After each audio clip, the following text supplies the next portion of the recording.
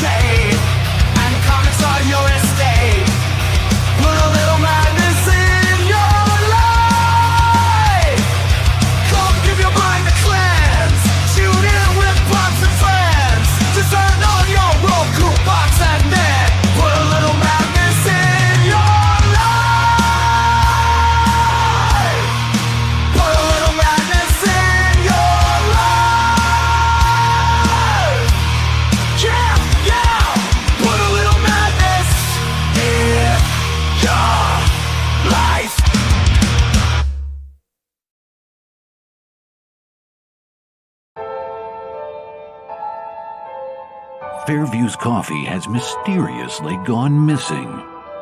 Mayhem ensues when strange, coffee-craving zombies plague the city. Detective Mickey Potatoes, an overworked public servant, uncovers why ordinary citizens are losing their minds and how to stop the coffee apocalypse. But it involves the mafia. And when you're dealing with mafia crime families, nothing is ever easy. The mafia controls everything in the city, including the police, including him. If he breaks the mafia, they will break him. So, the city is without coffee. The city is burning before his very eyes, but he's powerless. Detective Potatoes has the power to stop the coffee apocalypse, but if he does, he could lose everything.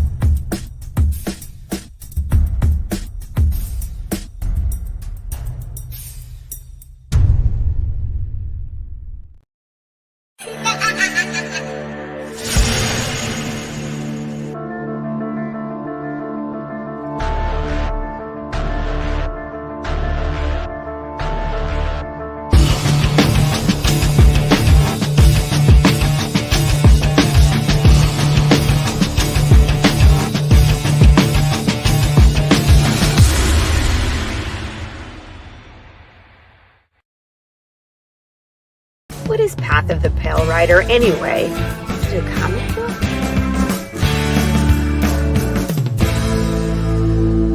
No, that's not it.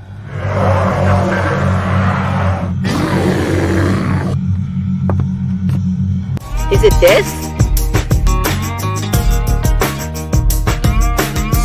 What the heck is Path of the Pale Rider, man? There's no way this is right.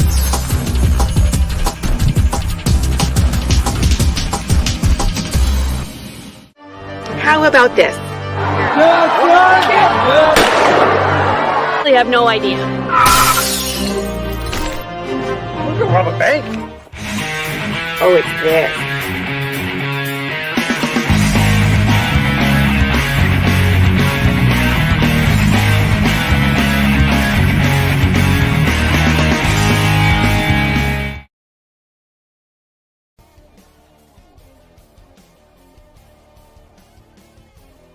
Just wanted to give you all a heads up that right now you can add the Madness Network to your Roku account right there by roku.com account. Add from to check out our preview. We got 10 of our highlighted shows up there for you to check out. Some of our best stuff from the last 4 years.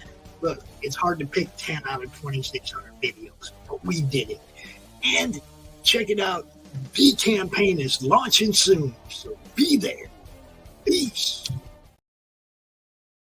The Madness Comic Network and Comic-Related Madness proudly presents Madness Tuesday Morning Brew.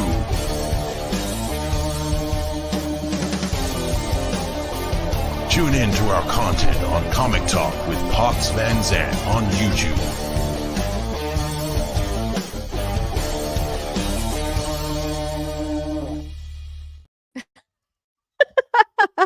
Good morning, everybody. Happy Tuesday. It is I, your hostess with the hottest coffee around, Laurie Calcaterra, writer-creator of Path of the Pale Rider. That's me. And welcome to everybody in the chat. We're already having fun as the sponsor ads are playing. We're chatting up, and I love it. I love it. Having a blast. For those of you who are here early, I have a little treat for you. I wanted to show off some arts from Path number 4 that we've been now. I took all the lettering out. It's been lettered, and this is one panel from an interior page. I just wanted to show you guys. Let me do this one. Will this work? How about this? Nope. I gotta take me off the screen. Hold on one second. Okay, can you see it? Did you see it? It's the riot. Put it as an overlay instead of an overlay. Yeah, put it as an overlay instead of a background. Then I was like, this is the best way to do it. This way. This is the best way. I'll fix it. So anyway, we are fiercely finishing up issue number 4. We are so close to the end. But of course, it's like every time you get close to the end, it's I don't think that was it. Nope, that was totally not it. That's not it. That's a sticker. I suck at this. I push all the buttons, though. I'm really good at pushing buttons. Anyway, my point about this is that we are getting very close to the end, and I'm very excited, and I cannot wait for you guys to get this issue. Here we go. Let's do this. There we go. Now you can see it. This is a scene that's coming, and I unfortunately, I can't give you too much information because it'll freaking spoil it. But as you can see, all the stuff that's going into these, and that's just one panel on a page full of lots and lots of detailed people, all that's going on. So it's coming, and you'll get to see Jude's trauma. Dun, dun, dun. But then it's great. It's great because once we finish 4, we're moving right into that trade paperback. I'm putting all sorts of bonus material in there. And I'm going to have to do another batch of hot sauce. Hot sauce is all gone. So the last bottle today.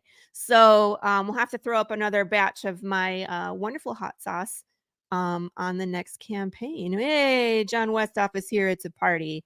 Use StreamYard properly, says Ryan. No, sir. I'm going to push all the buttons. That's my job. Oh, hey, you guys. I know exactly what that is. Anyway, so I'm really excited for my guest today. He's an artist, writer, creator, all of that good stuff. Yeah, he's looking behind him like, who are you talking about? You, sir, Mr. Brad Linder. Welcome to the show. Good morning. How are you? Doing good. Can you hear me okay? Yeah, you sound great. Cool. It Yeah, looks like your head is on top of my body, though, in the background, which is hilarious. yeah, I see that. That's awesome. Hey, hey, no comment. We'll just leave that alone. You're like, I will like to. Okay. There's a lot worse places to be, so I'm just going to leave that. I mean, my shirt says Martha. It's pretty cool. So I'm holding a zombie head. It could be worse. It's pretty rad. Well, with the way everything's going these days, I'm very cautious about it. So it's just like, somebody will twist that up. We'll just leave that alone and have a good laugh at it. On this show, it's all right. Especially the chat. They love it. They eat it up. So why did you say that name? Oh no, Martha. That's actually a Culture Junkie shirt. If you guys don't know who Culture Junkies are, there is cool ass group from Detroit. They're a bunch of, it's like nerd culture. They have their own show on Wednesdays, and I moonlight on their show as a reoccurring guest from time to time. But yeah, it's like the Marvel logo, but it says Martha. So it's like, you got to work it though, right? They have a ton of really funny shirts. They're gonna make me one that says Decision Fatigue, because that's how I roll. So anyway, I saw one day before yesterday. It said Thought Burger on it. I was like, "What is a Thought Burger?" Yeah, that's awesome. That just has a great ring to it. I was just like, I hope that one takes off. Cool. Like, why'd you say their name? Right. But yeah, I mean, I appreciate you having me on. I've been excited about coming on and doing this since we've been talking and stuff. And I've been a fan of yours for a while. So, you're crushing it in the industry. And it's just, it's time for me to make a comeback and a couple of announcements, which, as we were talking and stuff, things came about. So, whatever. Well, I am happy to host you anytime you want to make like announcements or exclusives. You can do that right here on the Tuesday Morning Brew. I'll make sure you have a place to do it. I'll take you up on that. Yeah, so you guys are a blast. Brad, tell everybody like who you are, what you do. Give us your origin story. Are you a villain or a hero? All of that good stuff. Well, it was the fall of 1976. No. Yeah. We're going all the way back. No, Ryan, the only person I embarrassed was you, sir. Yeah, right. And see, I don't get embarrassed. It's just, But he wasn't embarrassed. He loved it. Yeah, it's life. It happens. But I got my start back in the early 90s. I was a teenager and got a couple of anthologies and small pieces published and had fun with that. And then I decided that after the image boom came around, I was just like, wow, everybody can do this. It's not just Marvel and DC. We can really make a go of it. And I got into some fanzines and other stuff like that. And then I took some time off because as we all have those epiphanies and growing pains, I discovered that I wasn't quite good enough to get where I wanted to be yet. So I took some time off. I always been an artist since, I was that kid in school, hey, can you go draw a penguin on the chalkboard? The teacher would pick on me to come do that stuff. And I was just like, whatever. But I waited. I didn't think I was good enough. I kept with the small fan stuff in the background, learned a lot of the industry inside and out. Made a lot of submissions, got to know editors and things in Marvel and DC, got, riddled with the Tommy gun over and over and over, and told out, you suck, you're not ready yet. Finally got a couple of things going. Go ahead. No, I was just going to say that. I mean, that sucks. It sucks, but it's part of like everybody gets the nose, the growing pains, Yeah, It's just part of the growth curve, but it sucks. If we all could just take off and be successful in the beginning, I don't think we would appreciate it as much.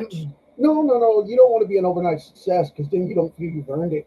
Or you get a big ego and think you've earned everything, and then you get a problem in the other direction. Right. But yeah, it's just I've been around the comic scene for a long time. Been doing books here and there.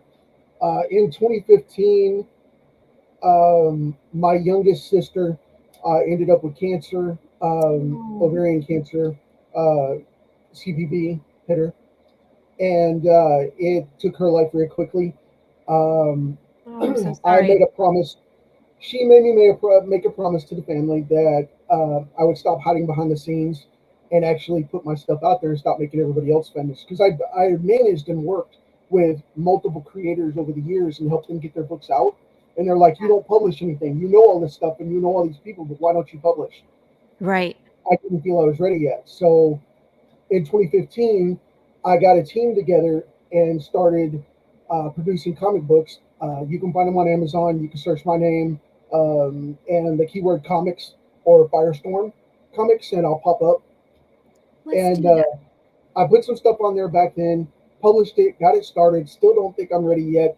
But seriously, there's something to be said about imposter syndrome. We never think we're good enough. And at Right. what point do you just have to like pull the trigger and do it and put yourself out there? Well, I finally decided that, art is a practice. It's just like a science. Arts and sciences are the same thing. You have to practice them. It's like law. You're in the practice of it throughout your entire career. So you have to stop. Medicine. Yeah. You have to showboat. You have to stop showboating. You have to stop showboating pinups and covers and get into real page production work and do the actual books. And then on top of that, you have to look at it as it's an ever-growing practice that you have to get in there and do. And if you're not going to do it, you're wasting time. You're never going to be as good as you want to be. You're always going to be progressing. So do as good as you can to that page of the day and then move on. It's just like anything else. You're just as good as the last piece you did. And I made a rule of thumb for myself to get out of that rut. And it's like, if you don't draw something professional today, you're not a professional artist. If you drew something yesterday, you were a professional artist yesterday. But if you weren't today, you're not. If you didn't draw today, you're not that artist. So, you were an artist yesterday, but you're not an artist today because you didn't produce anything. And it's like any skill. If you're not using it, you're losing it.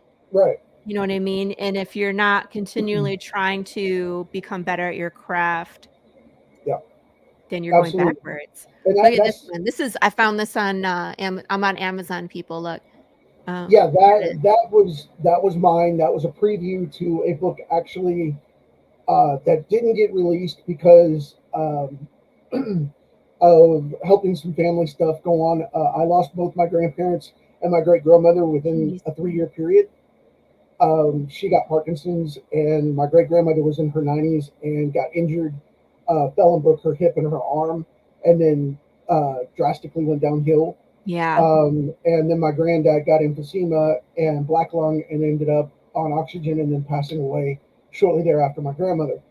And I was helping my mom take care of them as much as possible. But she moved in with them and took care of them on a daily basis. And I was helping as much as I could.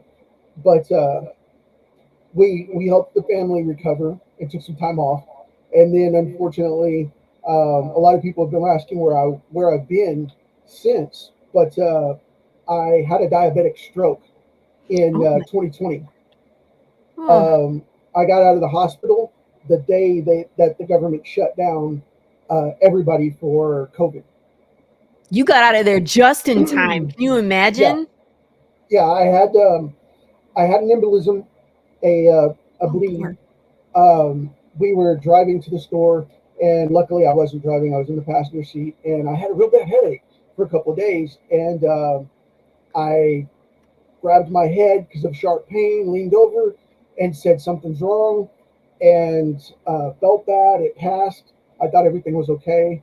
And then on the 17th, that was on the 17th when I had that I had an embolism and a small bleed.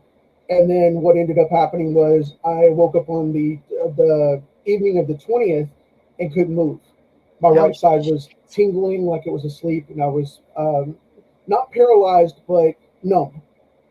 So we thought something was wrong, obviously. I went into the hospital, stayed for a couple of days. That was on the 20th. I stayed until the 21st.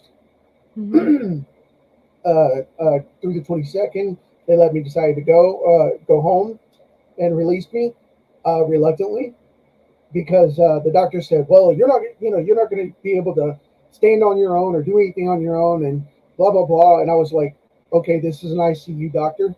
And he comes in the night that I come in, but hasn't seen me for 3 days. Yeah. It comes in and says, well, I'm back off my weekend. You need to understand, you're not even going to be able to walk, much less move on your own. We're going to need to put you in recovery. So my family's there. I throw off the sheet and grab the walker next to me that the physical therapist, the nurses have had me use the whole time I was there. Walked across the room, the 10 feet, turned around and said, what the F now? Yeah. Can I go now? Now you need to, now, do you agree that I can go home? So, yeah, definitely. I don't know what's up there, but a higher power. I'm a believer. I don't want to go into that, but my faith says there's something watched out for me, so I'm good with that. I think you still have work to do. Yeah, yeah. And that brings us. Hey, Carissa! Real quick, congratulations to Carissa on her launch last night. She did a ninja launch, and then we live streamed and hung out. And she's like almost 200% funded. I don't know. I was going to ask about that. Let's see. She's at 51 back. Let me refresh it. 51 backers was the last time I looked at it. Refresh. Let's 51 backers, $1,992. She's $8 away from being at 200%. Someone needs to spend $8 on her campaign and help us sleep at night.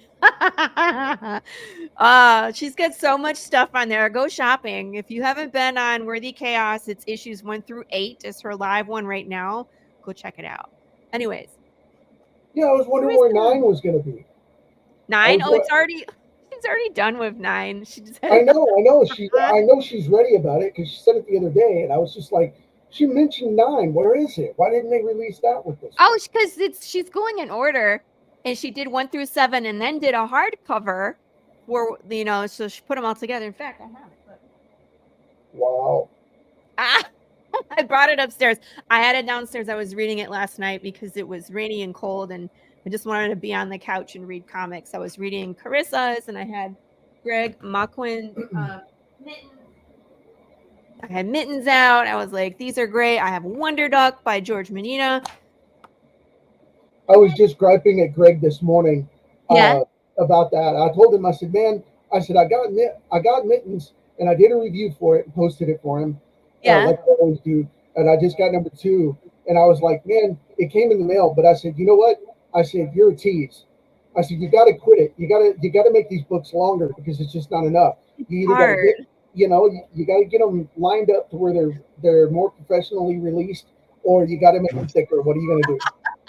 That's like the hardest part about indie, where people are because my books are the same, where people are like, when is the next one? I'm like, we'll get it done when we get it done. We're going as fast as we humanly can. It's just that we go until the money runs out, and then we got our Kickstarter again. Like the more we get in the Kickstarter, the further we can go into the next book. Well, see, that brings me full circle back to what I was going to say just a second ago. To wrap that up, it hits the nail on the head. It brought me back up to today. I took some time off to recover, stopped everything flat out, and said, I'm going to take a few months, and I gave myself a 6-month slot, and I said, I'm going to do nothing but practice every day and then stockpile scripts. So I've been studying and working and building my craft of art, and it's like night and day comparison to what it is at that point to today. And now I'm doing an average of 3 pages a day in categories. I do my layouts from beginning to end, and then I do pencils in settings, and then I'll do a batch of inks or a batch of colors or a batch of whatever. And I do them like that because it's more systematic for me production-wise. And luckily, even even with the stroke, it was my right hand that got hit, my right side that got hit, but I'm a southpaw. So oh, thank goodness. I was like, oh no. Talk about luck, right? You're lucky, so, yeah. So I got that going on. I knocked out a couple of books. I got them stockpiled. Let's see. We didn't what estimate. books are you currently working on? I'm interested. I've seen interior pages and we've kind of talked about it, but like go into more detail about some of these books that you're working on. I'd love to hear more. I've got a short stories one shot that I'm doing.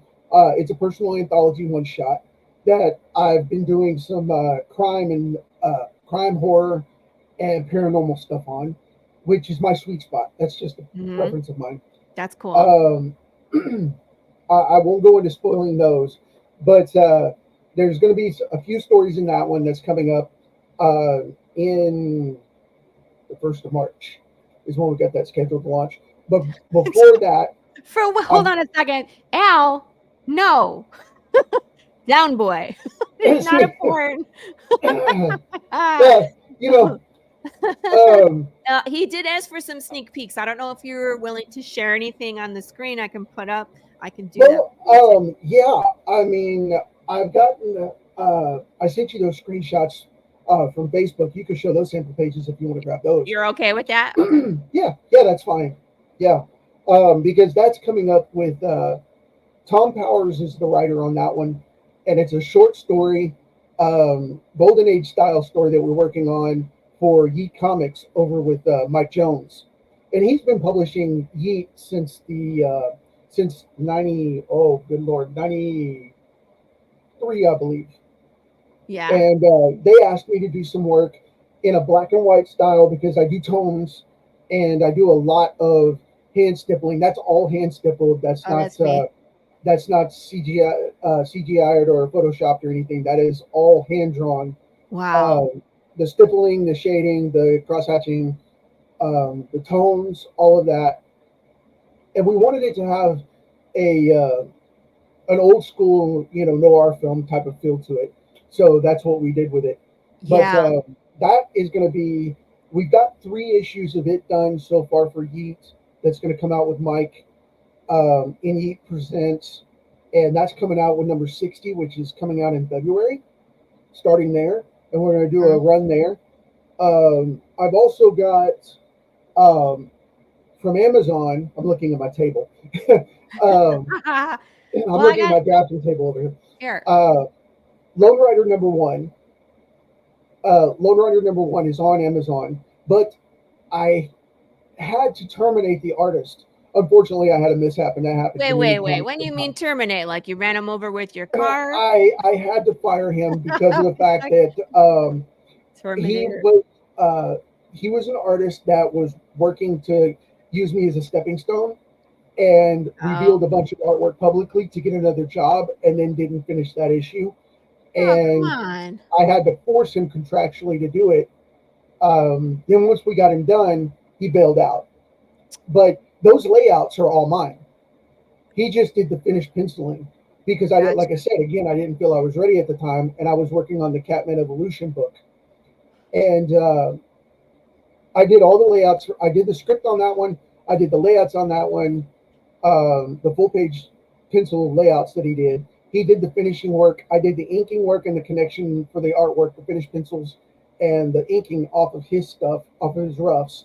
And then I lettered it and colored it by hand because I wanted a old school 70s manga style for it. So I went with the matte colors. I went with the traditional colored pencils, and that it came out great. I love that book. Yeah, and it's a Western, so I'm in. Yeah, it is a steampunk cyberpunk hybrid Western. It's a Western. It's like Cowboy Bebop on crack. Yeah, it is. It is a public domain character that I revamped. Lone Rider came out in the 1930s, and he was an old Western character, kind of similar to the Lone Ranger kind of thing. Yeah. But, I made him more grounded in a reluctant hero story there. So you guys can check that out. That was a fun read. I'm going to remaster that and I'm going to use Hey, the Matt. same exact pages and layouts that I originally did. I'm going to finish them and call it Lone Rider #1 Remastered, and I'm going to make it in tones instead of color. That's and cool. Then I'm going to work issue 1 through 5 to finish that full arc, and I'm going to print that up and sell that in March as well. What did I say, Tim? Sorry if I offended you. I said something. I don't know. Well, I think the thing I said was run someone over with your car. Anyway, Sounds very I'm excited to to see you continue that series. I love a good Western, especially when it's something Western plus, like mine is Western and zombies apocalypse, and yours is like Western space steampunk. That I'm into those like hybrid Western. And see, I was going to ask you, do you have any copies of it available? Because I wanted to get a hold of Pale Rider before we talked online, but I was like, okay, I've talked to her every day for like a month, and now I can't find this book. And I'm trying to find it, and I'm just like, okay, whatever. Yeah, actually, issue 1, there's a free read on Global Comics, and I think on Webtoons. But man, I'll send you.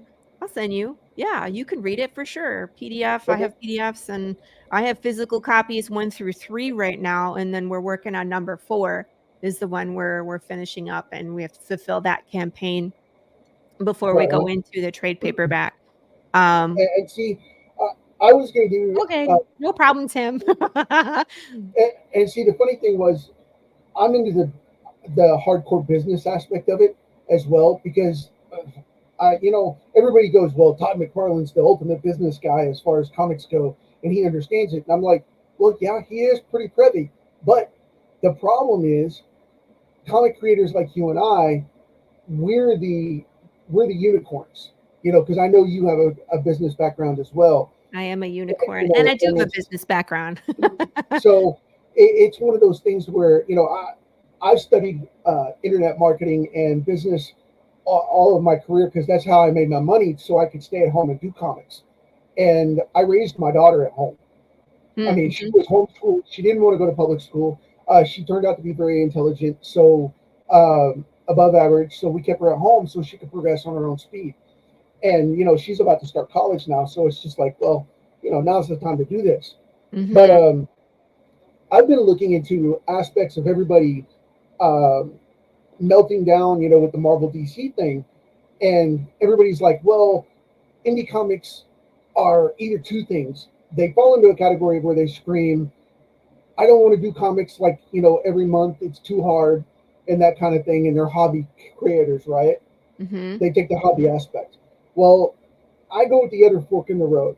I go like you. I'm trying to produce a book. As soon as I get the book done, I print it, I publish it, I promote it, I get it out there. Well, because of all this time off, I've been hiding underground, studying every little bit of this stuff to see what is the most feasible way to do comic books. And I can financially afford it to go print, 10 or 20,000 copies. Do I want to do that? No, because there's not a sales market for it anymore. Well, then where do you put all your inventory? You're going to take over your entire garage? Right, yeah. Marissa? That happens. But, there is an understanding that people have to get real quick. And I've got this project called One Panel Away. Okay. And I'm bringing it out as an open platform so that people can train not only on the creative side, but on the marketing side as well, and see exactly what works online. Because I've worked with Fortune 500 publishers, and I don't know if you know this or not, but the Washington Post, and they're going to spank me for this because they're going to be like, you're a hater, but whatever. But the Washington Post and the New York Times and USA Today, those bestseller lists, I don't know if you know this or not, but you know how old publishers and newspapers go, we're going to sell more newspapers, we're going to sell more books. It's 1880. We're going to work together, and we're going to make a bestseller list so everybody cross-promotes everything and everybody gets money out of it, right? And then the publishers get all the kickback. Well, that's a problem, because that doesn't work for comic books like we publish at all, unless you're going to go full trades like these bad boys back here, and make them $100 price tag or more, because I paid some high money for those Rip Torn books. Yeah. But you got to remember too, you combine your publishing format and method, okay, with the overview of what marketing and branding you have on an iconic basis. Say Superman, for example. Yes. In 1951, Superman was everywhere. Do you realize that was the most marketed icon ever? Yeah. Ever. Not just, even to this day. Yeah, ever. still. Well, I think Batman gives him a run for his money nowadays. Well, you got to understand. The only reason Batman's outselling Superman is because McFarlane has, you can see a few of these Jokers back here. I've got a sweet spot for Joker. I don't know why. But the Batman figures and the McFarlane figures that everybody's buying. Yeah. They've turned Spider-Man, Mattel and Hasbro have turned Spider-Man into Barbie. Todd McFarlane turned Batman into Barbie. You think about that. That's why Marvel is making so much money off of Spider-Man, and Batman is their go-to now. The reason that they've taken the two top slots is because they turned them into Barbie. Because it's ballistic Batman. It's the Batman who laughs. It's 80 different versions of Batman that you can buy as an action figure now. Right. And then the same thing with Spider-Man. Batman also has there's still cartoons being made. There's the much more than Superman, right? And then there's the video games. No. I don't see Superman video games. You don't see it. You don't see it because they don't promote it. Okay. Oh. But Superman is with it on PlayStation. Superman is in its 10th or 12th rendition now. But the only problem is you don't see it because they put it in a cluster where they put it into Super Friends or into the Justice League games. Right. So but they market him as the icon. But who's on the cover? Who's in the center? Too. Who's in the center? Oh, hold on. I gotta do something. Hey, Devil's there. Meat, chicken nuggets. Sorry. No problem. We're just hanging out and I'm rambling on. Superman is boring. He has white bread. You know the funny thing, Tim? He really is. He is the Boy Scout. He is the ultimate Boy Scout. But you got to remember, if you go into a Walmart or a Kmart or any of those stores like that, what is the 9 times out of 10 the property you're going to find? It's not going to be Batman. It's going to be this guy. Well, now here's the catch. It's not going to be what you're looking for. Think about it. I got you going, don't I? I got you going because here's the thing. When you go into those stores, everybody goes, well, I see Batman everywhere. When you're looking for Batman because you're a Batman fan, when you go and look at the toy aisle, you're going to see primarily Batman because that's his sweet spot. And that's where they're selling it. But if you go into general merchandise like clothing, if you go into general merchandise, things like that, right? Well, see, that's the same thing, right? My husband got this for me for Christmas last year, and I'm planning on a cosplay eventually of Baroness because that would fit me. Yes, I just need a giant fake gun and some. Go for it. I have the boots. I just need the jumpsuit. Yeah, my husband's like, you're gonna wear that in public. See, you got it. And I'm gonna make you look legit here because check this out. Tell me. You see this one, right? And you see off-price books are selling and dumping them. But you can see that, right? Superman. Every Superman, you get 2 Batman. That's why he's outselling it. That's what I'm saying. It's nowadays it's Batman. But these are mini activity books, right? These are mini activity books, coloring books. Yeah. Coloring book, all of it. Yep. Merchandise. This is a preview. This is like a manga size 5x7 graphic novel, and it is anime and manga story based. Okay, it's by Viz Comics and CMX. They both produce them every year. Preview. You know what? They give these things away. You know how much they sell for at the Comic-Con? $12. $8. $8. That's cheap. It is a black and white newsprint book. They give them away $8 in the Prime. Now, as collectability, aftermarket, I'm fiddling with this thing, but I've got 20 of them. They send them to me. It says free right there, right? Yeah. But $8 at the Comic-Con, and then afterward, if you don't give them in the promo bags, if they do give them away for free, these things sell for anywhere from $50 to $60. Because they're limited for the Comic-Con, right? Yeah. But then here's a fun one that I love to show people because in production of comic work, a lot of people go, well, what format, can you do? And I tell them, I'm going to use newsprint. I'm going to use a print-on-demand machine. I don't care if it has a white border on it. I see comics with white borders on them all the time where the printer didn't trim it full bleed. Oh. And they can't get them done that way because these comic creators will do them old school like a fanzine or whatever, and it's just printed and folded in half and not trimmed because that full bleed costs 50 cents a book to have the trimmer run. Well, let me show you something. Marvel gave these away back in the 90s. I want to make you big. Hold on. They're little poly bags with mini comics in them. Reprints, right? Okay. They were gift bags. You could order them and they came with like action figures and toy kits and stuff like that. Or they would give them away in Halloween packs. This is remarketing. This is rebranding and repurposing. Now you see that's full bleed, right? Yeah. Well, this is I've got a couple of them open over here and I'll grab them real quick and show you. So you can see, this is a full copy and then the exact same thing. This is a full comic book. I'll put that up where you can see it. That is a full comic book. And it's there's 4 of them per an 8.5. You can get full 2 comics out of 8.5 by 11. So this is like 3 or 4 inches tall. And even the back covers were replicated. Okay, wow. These are full comics. So you can't tell me you can't produce comics at any size and make them work. Now, the reason I show you this is because I'm going to show you a little fun side of it too. Like coin collecting, stamp collecting, anything like that. You can print a comic in any format that you feel fit to put your comic in. Stop trying to do full bleed, full registered comics. It doesn't work anymore. Do whatever format is feasible for you. Make sense? Yeah. Show me. Now, you see this one? Yeah. Full bleed cover, same mini comic special edition, full bleed cover of a Silver Surfer. Now this right here. This comic sells. This in the poly bag sells for $60. What? If you buy it secondhand. Why? Because it's collectible. Because every 8th copy missed the back cover. There's pink. Isn't that funny? It's like you mess up and now it costs more.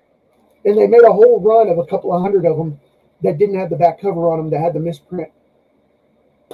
And before they caught it. So I'll make a couple mistakes in my next issue, and then you guys can collect them. Right. Well, see, just kidding.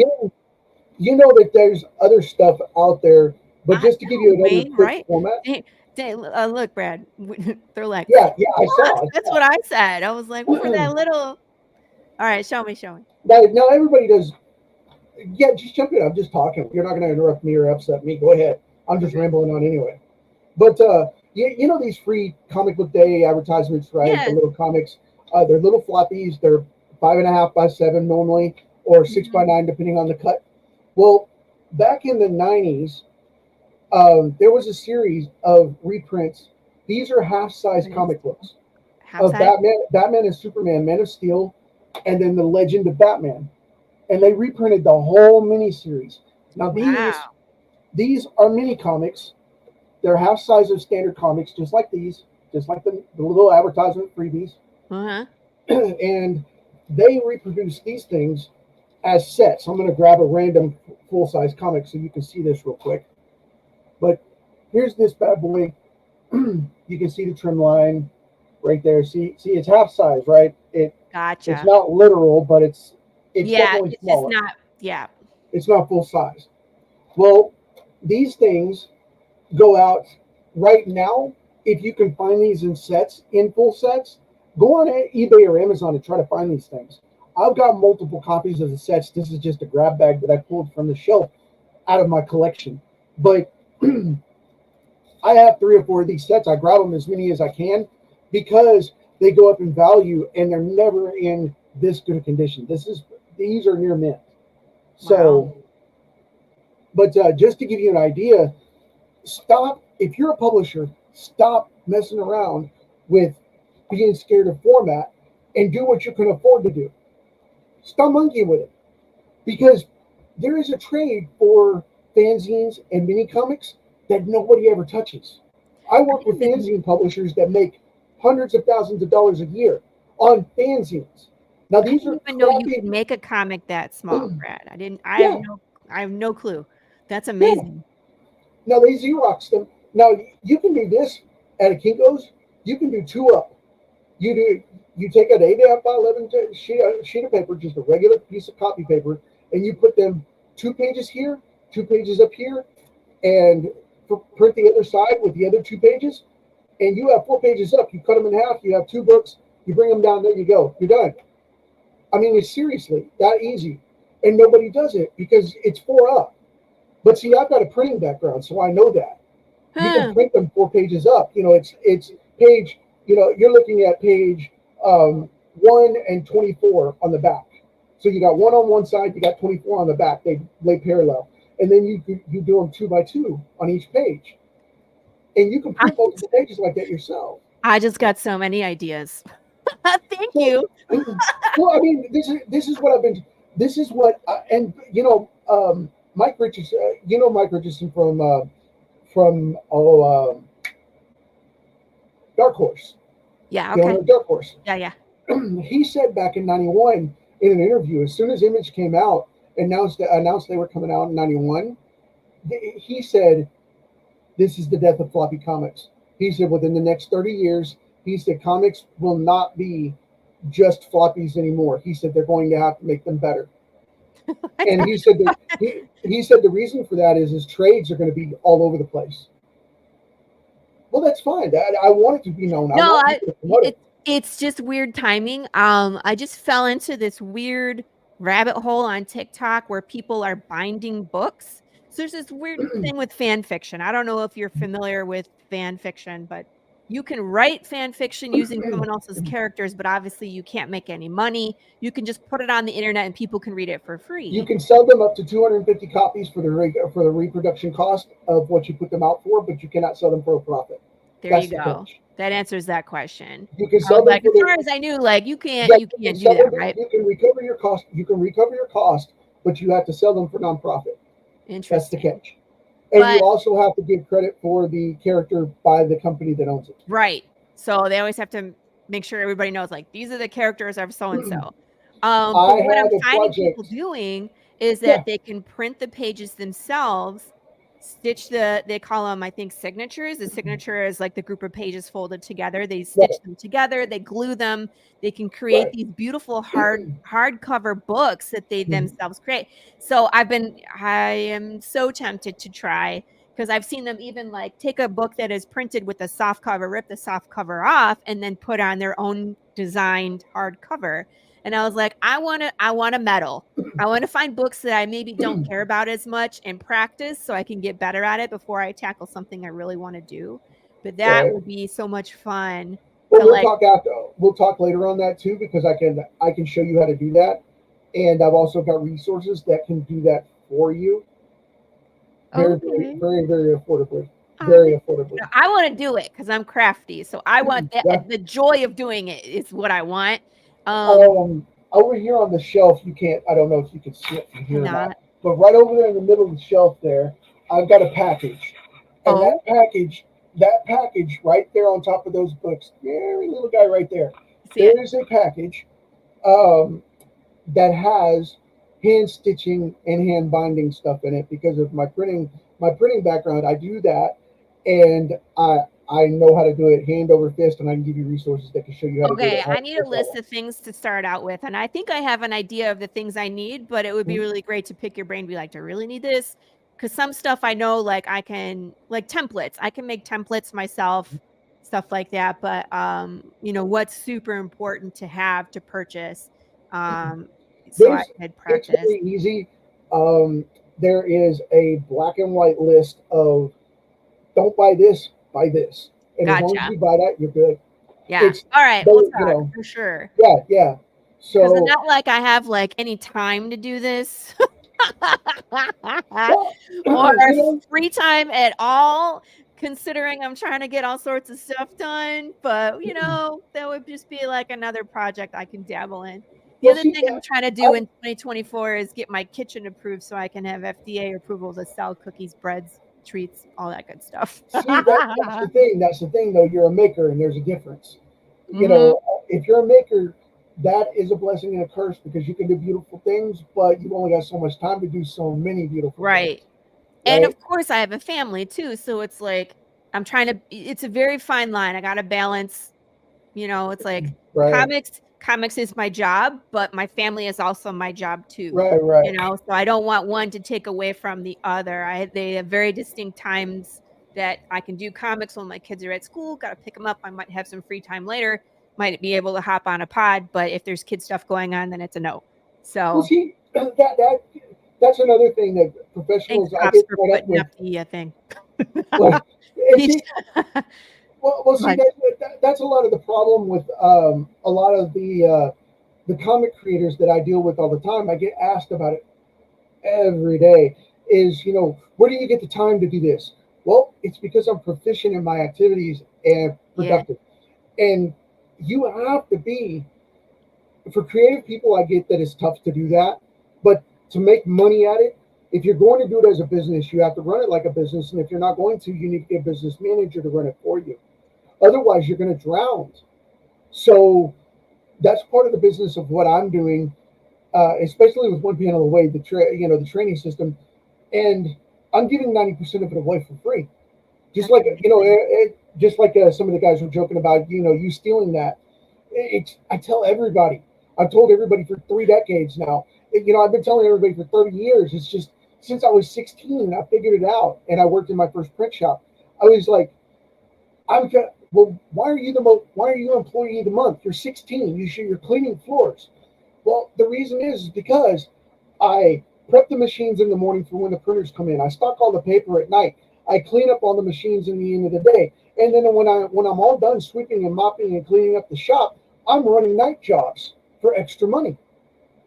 So I'm actually running the presses before you even while you're at home asleep. I'm on the night crew doing extra work because they'll let me do it at night, where they won't let me run the prime jobs during the day. They let me run the filler stuff, like monitor the magazines or news presses or extra, phone book stuff.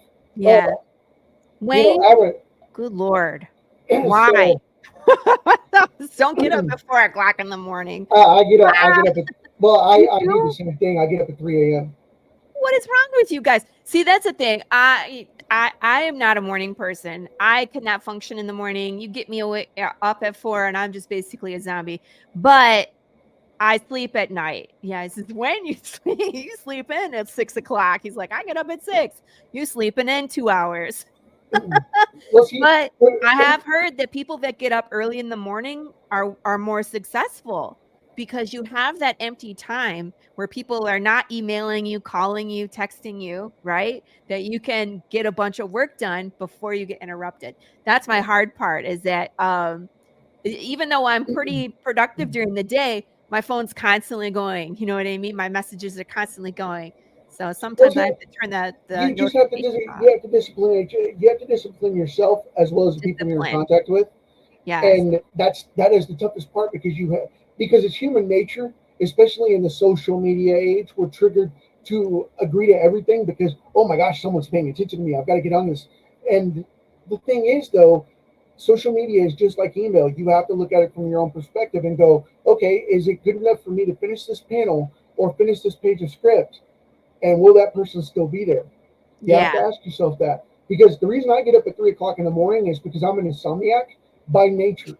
I literally, since I was 11 years old, I've literally had a chemical imbalance to where I just don't need as much sleep as other people. I run on 4 hours, the same chemical balance that everybody else runs on 8. Ooh, God bless you. I can't do 4. I can do 4 for like a day, one day, and then if I do 4 hours the second day, I'm crabby. I don't wear down, and I make sure I give myself a 6-hour window, and if I wake up early, I wake up early. Yeah, I can't. Like, if I'm one of those people, like, if I'm up at 2 a.m., I see the clock, I see that it's 2 a.m., and I try not to open my eyes all the way. Go to the bathroom, get a drink of water, go right back to bed. Don't touch anything. Don't do anything. Well, that's Monday through Saturday. I get up and sit out. I get up at 3 o'clock. I'm up between 2:30 and 3 o'clock. I get up at 3, no matter what. I don't wake my family up. I get up with my lab. I take him outside and let him do his thing, and then take him for play or walk or whatever, and spend a few minutes with him for my exercise. And then I come out. I work in my home gym. I work out, and then I come to the office and log in. And by 4 o'clock, I'm sitting in this chair, or over at that chair in the drafting table, and my butt is glued to that seat. I don't check my email. I don't do anything until 9 o'clock. So from 4 o'clock to 9 o'clock, that 5 hours is nothing but hustle. See, you get a whole block of time. I need to wake up. I need drugs. And that's I can't sit up like that. I just can't do it. I don't even get up to stretch my legs. Every 45 minutes, I get up and stretch my legs for at least 10 minutes. Right. So you should. Quad or spaz or anything. But I have to give myself that window to move. But then it's just one of those things. I just get up, walk across the office a couple of times, which this room is 12 feet long. So I just walk back and forth door to door here and don't have to worry about it. And then I sit back down and I'm good to go. Then I might hop on, a cycle or whatever when I break for 15 minutes at lunch so that I can just get my blood circulating. But I'm back in this seat and I'm here 16 hours a day. Wow. I'm here 16 hours a day, 6 days a week. And on Sunday, if I have a deadline, that's my emergency day. But I also look at my family time different too, because most people go, well, I've got my work time and then I've got my family time, and I put it on the schedule, and this is the way it's got to work. We got to schedule family stuff around work time. Mm-hmm. I do that in reverse. Yep. I do that in reverse. Okay. I don't have free time.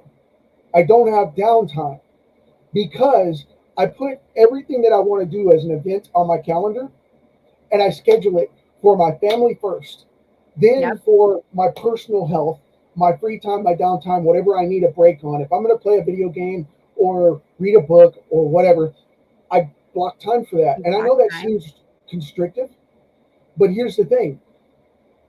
I guarantee my family stuff. I guarantee my family never misses out. By putting my family stuff first on the schedule, I never miss anything. Birthdays, recitals, anything. I'm there for my family. Then if my family needs me for something else, we schedule that. And then my block time and my personal time's on top of that. And then all the rest of the time that I'm awake, if I'm not asleep, I'm working. That way I never miss a beat. That's how it should be. I never miss a beat. I carry down here, I just bought 4 new sketchbooks because I carry a backpack like, and I don't want this to sound sexist because it's going to, but it's the truth. I carry a backpack with the essentials for life, just like a woman, out of full respect, because I learned this from my mother and my grandmother. I carry it like a woman would a purse. I'm going to have what I need on me no matter what. I'm not going to starve. I've got beef jerky or snacks in there. I've got a can of soda, and because I'm diabetic, I've got a can of diet soda or a bottle of juice and a bottle of water. And I've got emergency snack size candy bars that I carry just in case anything, budges up on me. But, and my brother and my cousins, my generation was all males because it was my mom and her 2 sisters.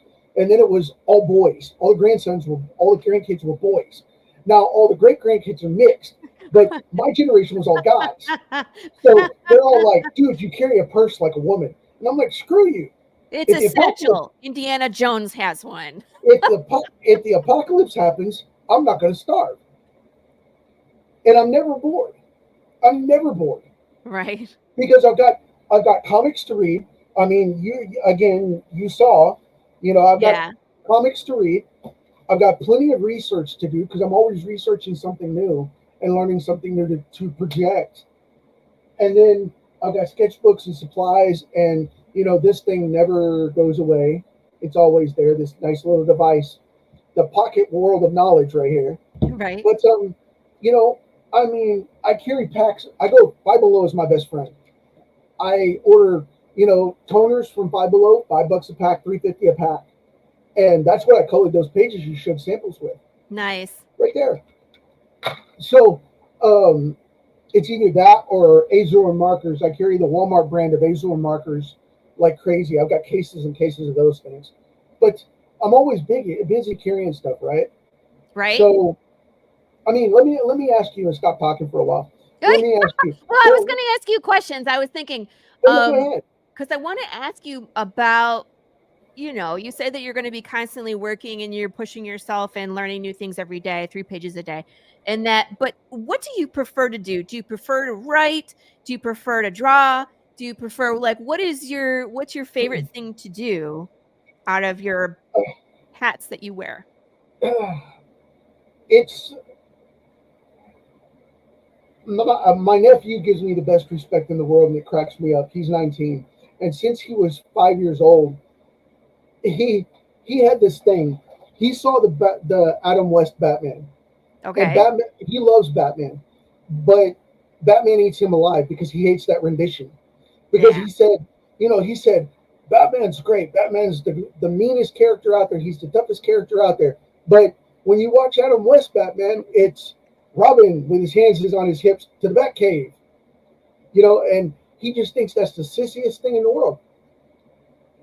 And he calls me Batman because of the fact that I come up with ideas. If I need something, I go and do it. And I'm a doer. I'm just a production guy. I don't complain about stuff. I don't gripe about it. That's the reason I didn't tell anybody about my stroke. I don't want them to be sympathetic or, empathy I get, but respect. And, I didn't want to feed on that. So I carry notebooks with me. And my thing is coming up with an idea, a plan of action, and then executing it. That's my absolute favorite thing is production. To get in there and come up with an idea, I come up with probably 30 comic ideas a day. Literally, I've got notebooks of them. In this curtain. You and Kevin should talk. Because from what I know of Kevin, he has like 150 things he wants to do. Well, it's just one of those things where I have a set of journals that I keep, and I go into those ideas and I say, okay, am I going to be able to format these? Well, when I need ideas and I'm picking up my comic books, I write comics like seasons of television. I don't write comics issue to issue. That drives me nuts. I want a big idea arc for the season, and I want to know how many issues I've got to do it in as the big idea. And then I'll write subplots for each issue thereafter. Mm-hmm. So you have the episodic idea in the comic as well. Yeah, so that's how it. Now, in my opinion, that's how it should be. It should have a story that has for example, Path. There's 12 issues. That's the first arc. So it'd be like season 1, Path of the Pale Rider on Netflix, right? And then each issue takes us closer to the penultimate of that arc. Right. But each issue has a purpose. And then even within that, like the first 4 is kind of what you would consider Act 1. 5, 6, 7, 8 is Act 2, and then 9, 10, 11, 12 is Act 3. So even within, so I structure that way. I come from production, and that's kind of how we worked. Like if you're doing like a web series, stuff like that. So that's how I function too. Well, here's where it comes from. Everybody's like, manga's crushing American comics. Manga's crushing American comics. Here's the thing.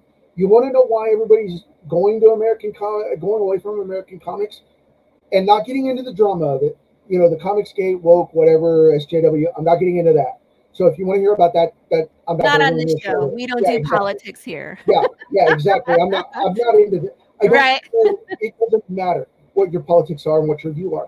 It's the production. For me, it's about the business concept. Bleach, right? An example. Bleach. One of my favorite manga. I just grabbed one off the shelf for you in the library. I have an actual library room over there that is wall-to-wall shelves and nothing but books. Yeah. But here's the fun part. Excuse me. I'm gonna try and breathe. My throat dropped. Breathing is essential. You should continue to do it. The reason everybody's going to these things, why? It's not because they all look like kids.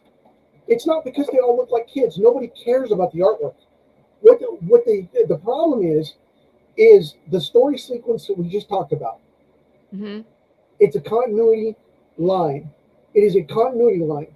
No matter what, beginning to middle to end, every manga story, every anime story is always influenced because Japanese storytelling, rule number one, it must have a beginning, a middle, and an end. You know what though? I had the same conversation on blah blah. I think it was on Culture Junkies when I was on their show, and they were discussing. Yeah, can I remember? Yeah, you just gotta get used to it. It's just you can also get the other way. You can also get the American version, the English adaptation. Yeah, and they reverse it for us. But the discussion we had was, and they were just comparing Marvel and DC, and they're like, who has better? What did they say? It was like character growth.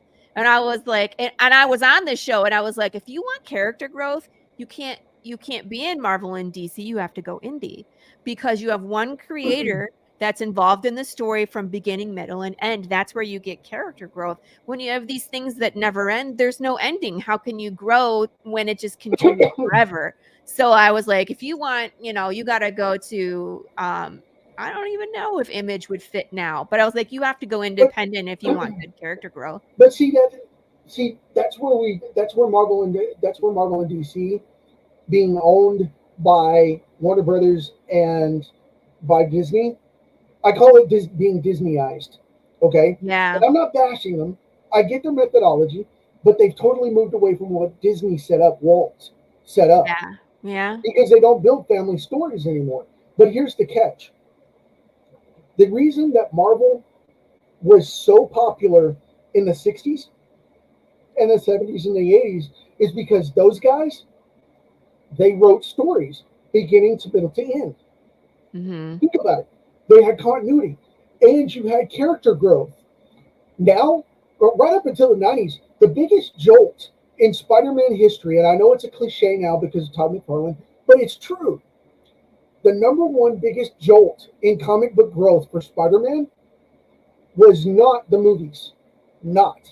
Everybody thinks that 2002's Spider-Man with Tobey Maguire revolutionized that movie and revolutionized that character. It did not. It did not. The biggest thing that revolutionized the character growth in Spider-Man from beginning in the 60s to modern day is Todd McFarlane's Spider-Man run. That was the most evolutionary growth that character had. He was in his 20s, in his prime, and he was not a 17-year-old kid. Was this the run that you got at the end? Amazing Spider-Man and Spider-Man. Yeah. Amazing Spider-Man. When I was a kid, now manga. Oh, no, we're talking Amazing. His run on Amazing, and his run on Spider-Man, the self-named title. Where Todd did it in the 90s. He matured Spider-Man. He matured Peter Parker. He took him away from high school. He took him away from college and put him as a grown man, nearly 30 years old. He put him at his oldest in comics history for the character. He put him at 26. And he made him marry Mary Jane. Not just the fame thing where they did they married Mary Jane to him earlier. But it was a really odd thing. It was a celebrity issue point to make sales. It wasn't to sell the story. But if you look at pre-Todd McFarlane Spider-Man, you're talking Ramita and the classic look of the Spider-Man and Amazing Friends look.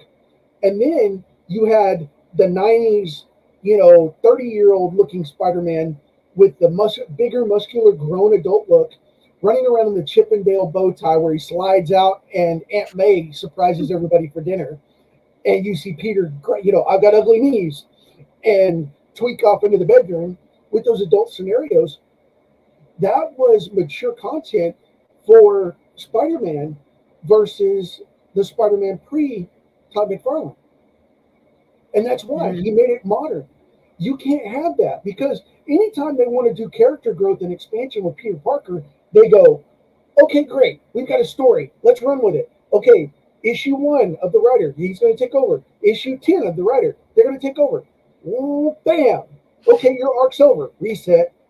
That's my biggest gripe is all the resets. But I can see the reason why when every time they bring in a new, I'm not supporting it, Because It's again, I'm an crazy. indie comic creator. I want my story to have a beginning, a middle, and an end. And I've said this several times, path has an end. And when we get there, we're not going backwards. Oh, here That's very true, Hop man. on in, Pops. I gotta say it. Look, Do it. it's the possible future value that has ruined comics. Yeah, the speculation Many market. people don't buy them because they might be worth more later. They buy them to read. They're a disposable medium. They give them to their friends to read. They cram them in their pockets, just like we did with comics when we were kids. Absolutely. That's totally true. And you know, today's market is a dead giveaway of that, because 9 times out of 10, when you go into a comic shop, people are not buying comics to read. That's why nobody's the readers have already left.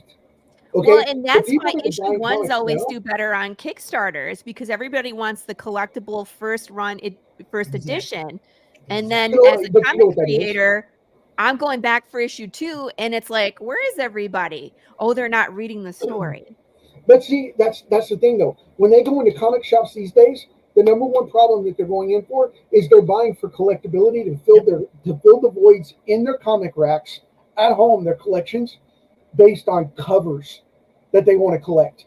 They're not even reading the comics anymore. The covers are paintings and That is prints. interesting though, They're because not the comics. I had a purchase off my website. Oh, where'd he go? Do you guys remember all the Venomized covers? Yeah. Venomized? They did 50 of them, right? Yeah, Deadpool, same thing. Yeah. Venomized. Yeah, Deadpool, same thing. Yeah. That's speculation shit. That's not a gimmick. Yeah, it's not comics and people interested in reading comics. Totally true, man. Let's see how many different pieces of art we can put on the cover to get people to buy this book. It wasn't because what's in the book. It was because of what's on the cover. This is a speculation market. This is what killed comics. This is what killed mainstream. They can admit it or not. Right, exactly. It's absolutely it. It's the speculator market definitely killed the registry, because the money was lost out of it, because they banked on it as long as they could. Both fans and professional companies banked on it as much as they could. Yeah, to value raise the company, and then reading companies, everybody was making money off the possibility of a comic being worth more in the future. Everybody was trying to make money off a comic that's only worth the paper it's printed on today. And see, I'll tell you, that's great, man. I love your stuff, Pops. That's great, man. I follow you all the time, bud. I follow you all the time, man. You're awesome. I love people that understand what really happened. You had to have been around though when grading came into trading cards and stuff. It was like, what do you mean the trading card I just pulled out of the packet and haven't touched is not a 10.0? And see, that was the thing though. What happened was the speculator market jumped in, because what happened is the baseball card booms. The baseball card boom from 85 to 89 is what happened. And then they mass produced so many baseball card companies. Fleer came out, Upper Deck came out, and all these other companies came out. And then they said, the bottom dropped out. And then they had to have a new company. So they said, well, this new group of comic artists is out there. Let's go do that with comics. And that's what they did. And that's the whole ground for it. Yeah, grading was not good for us. Grading really wasn't good for comics or cards. It really wasn't. If you had any of my stuff graded or slabbed or anything like that, it's a scam. Don't do it. Yeah, don't exactly. Do it. It's always been a scam. I don't know. You guys gotta understand too. I'm kind of new at this, so I'm just like. Let me give you my reasoning behind this, Laurie. I think grading is a scam for one reason and one reason only. Okay, I just got your book in the mail. I haven't taken it out of the package. There's not the only fingerprints on it are yours. Right, because I put it in there. Right.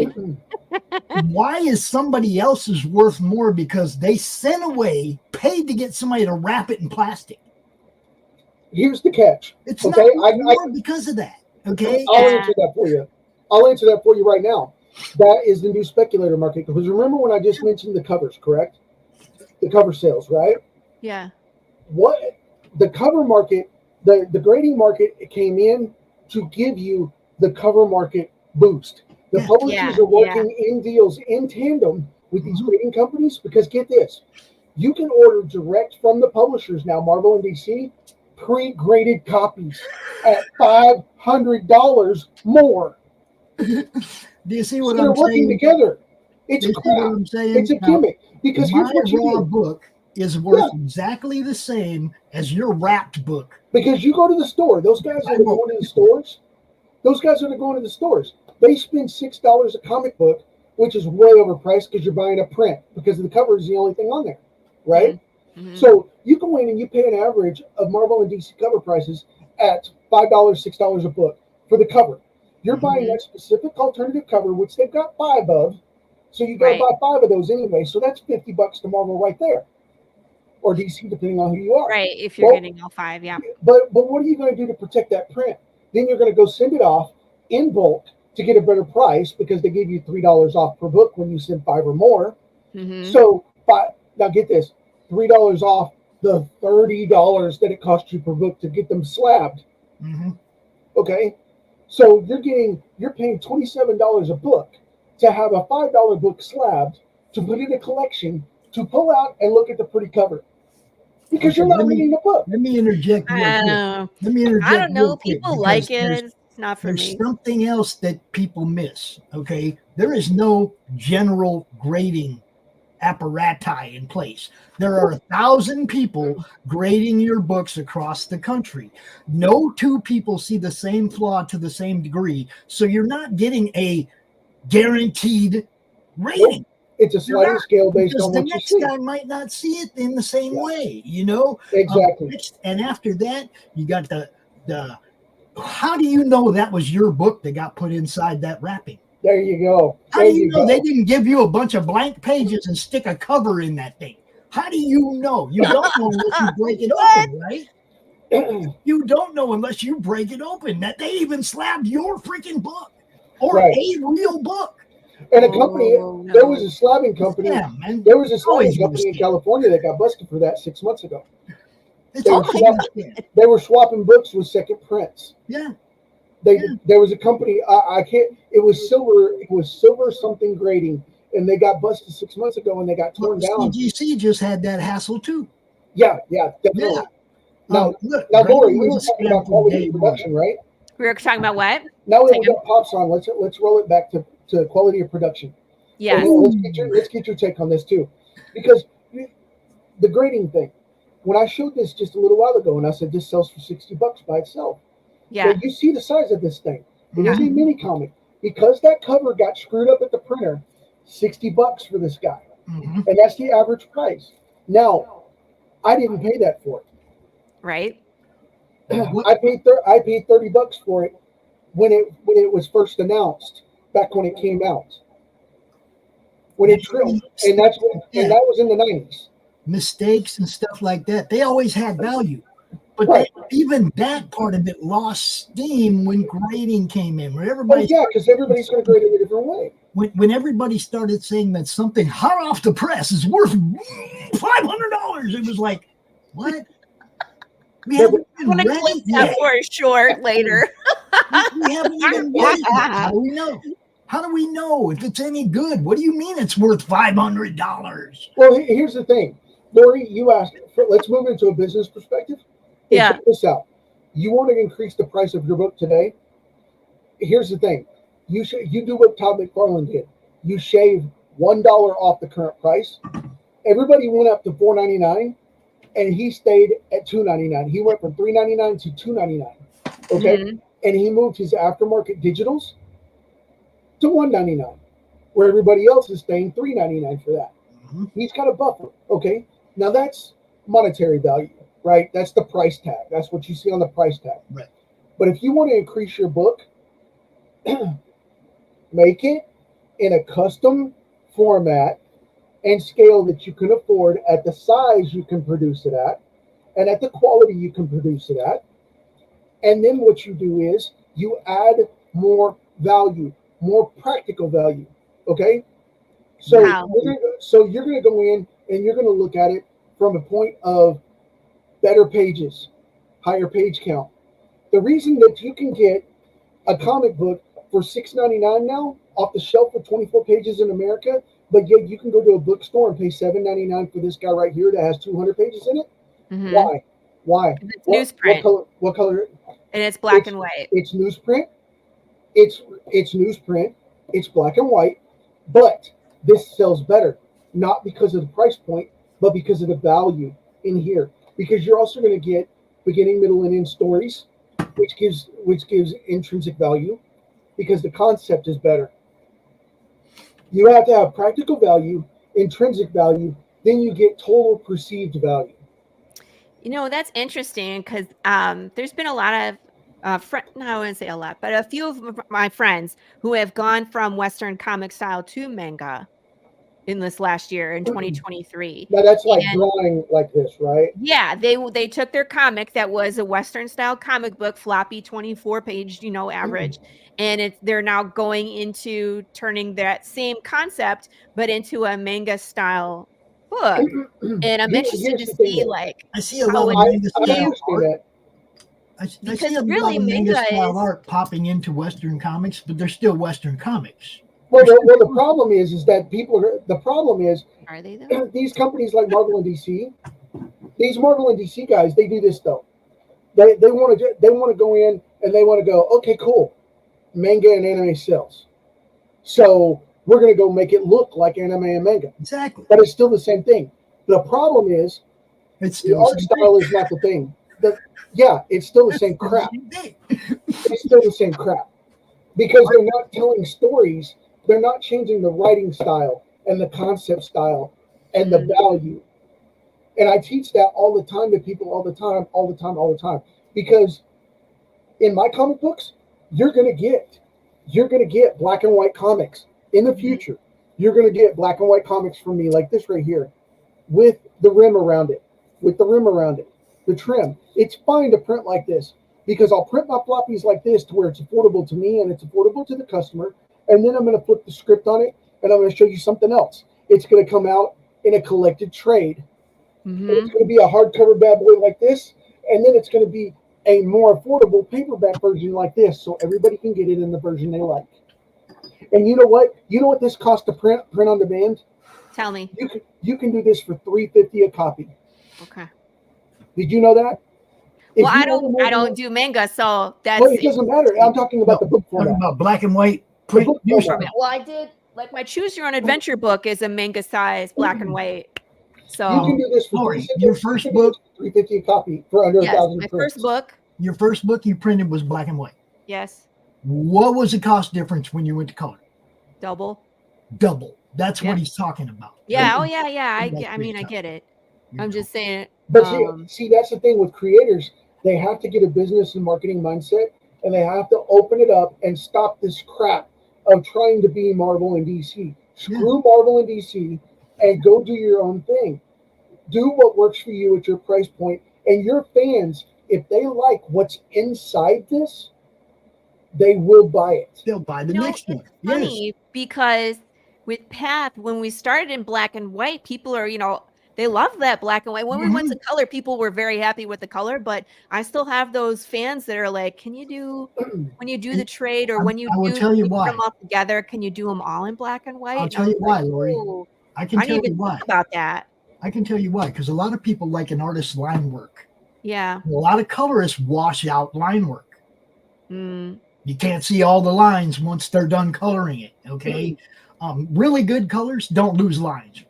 Really good colorists don't lose lines. And that's something that the digital stuff in the 90s. That's something that the digital stuff in the 90s ruined because it started becoming digital paint. Like now, everything is glows and fogs and washes.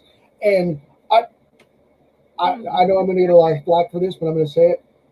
Artistically, I like the action lines of Todd. I love Todd McFarlane's work because it's pretty. It's different, and you can tell it's all hand done when he does it. But I'm a huge fan of Rob Liefeld for one reason as well too, because no matter what the flaws are in the artwork, which it's flawed, I know that. But the thing is, his 90s stuff, I love it. I don't like his work now, but his 90s stuff, I loved it because of the energy and the motion that he had in his line work, and he didn't let anybody just come in and do exactly what Pops is talking about, which is wash it out with color work. It was the line, and he didn't mess with that. He made everybody color underneath his black line work. You talk to Brian, like Brian Christgau from the Horror Movie Club. Yeah. He's really a huge fan of Preston Acevedo. Preston Aceveto's art can be just amazing, right? But it's light, it's penciled, and when you come in there with color, right, you got to be really careful, or you're going to lose what makes Preston's art awesome. I love this comment. Working under the restriction of affordability should inspire creativity. I love it. I love it. And I think that basically like encapsulates our entire show today and what we've talked about. Is like work within your means. You don't have to go outside your means to produce quality work. It's just working under the restriction of your affordability. You got to be thinking ahead of the game. Like, look, Carissa, let's jump back to her for a minute. Yeah, let's jump back. I'm gonna go check on her Kickstarter. We're working on book 12 right now, but kickstarting book 8. Yeah. People working on book 12 right now in 14 months. I just did the trade dress for her issue 12. Yep. Yeah. Dude, I'm telling you.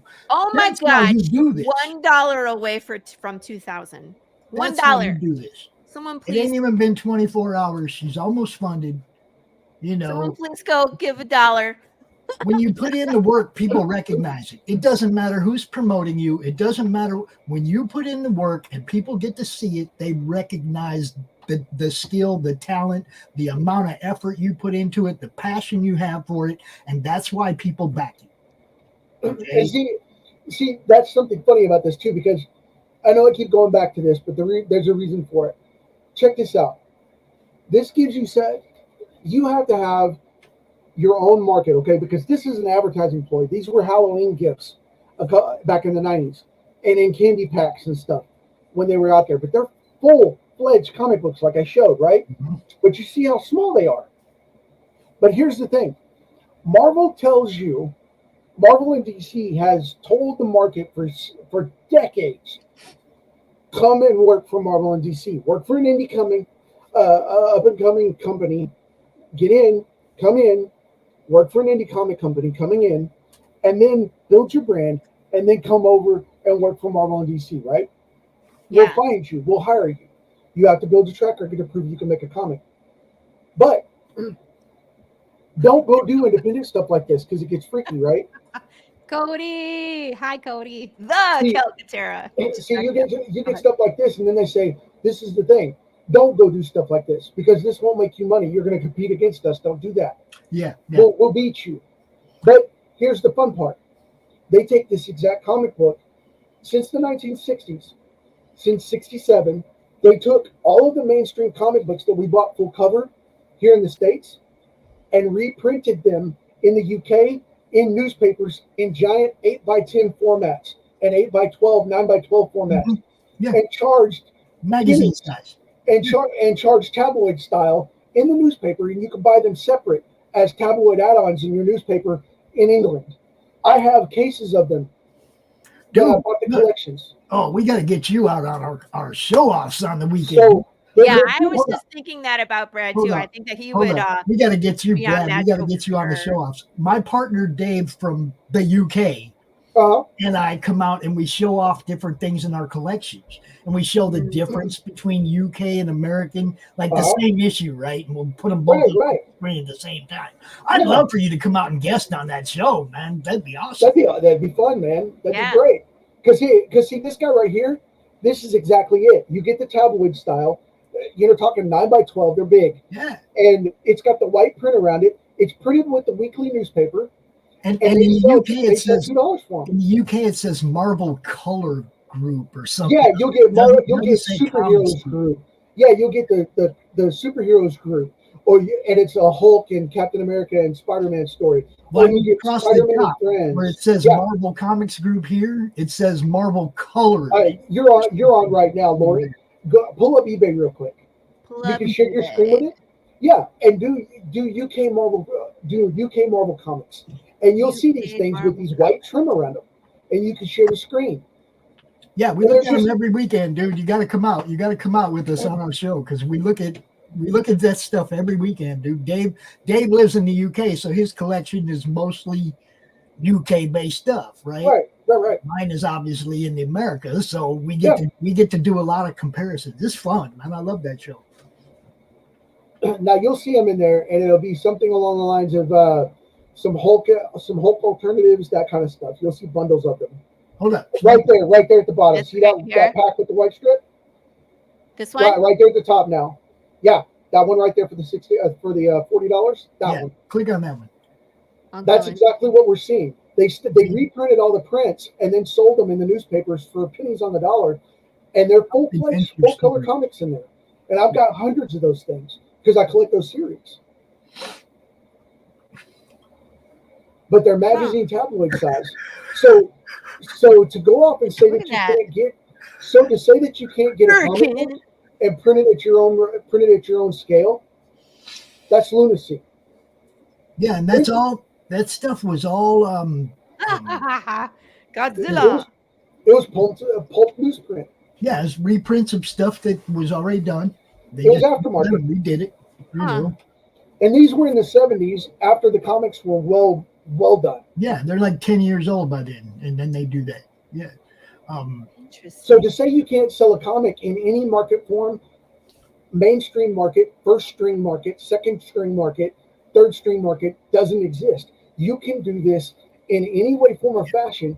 And every one of these, here's the thing, every time you put out one of these editions, this is an edition. This is an edition. This is an edition. These are editions.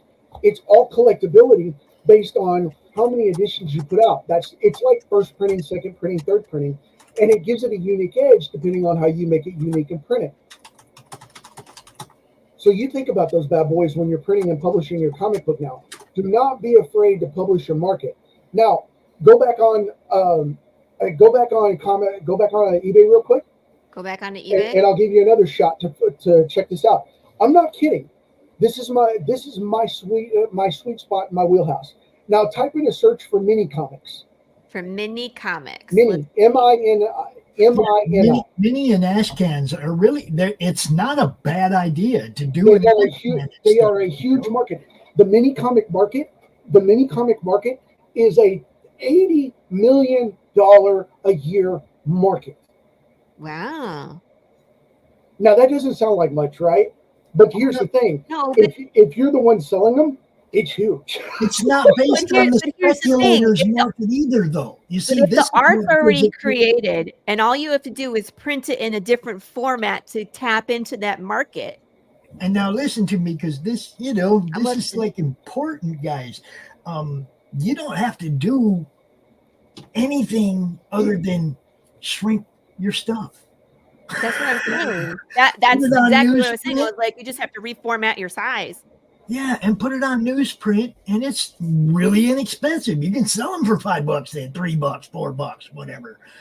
Look at Alterna. Pizza Medi, okay? They do everything on newsprint. And here's the thing, though, about and it's affordable. You can get $3 comics at Alterna all day long. But you have to make your. But here's the catch, though. You also have to train your fan base. Okay, this is marketing 101. You have to train your fan base. Mm-hmm. Okay, because they've been spoiled by not getting the education they need because they don't understand. They think, oh, well, I'm paying $3 for. I'm not paying $5 for that comic book. Look at those ones.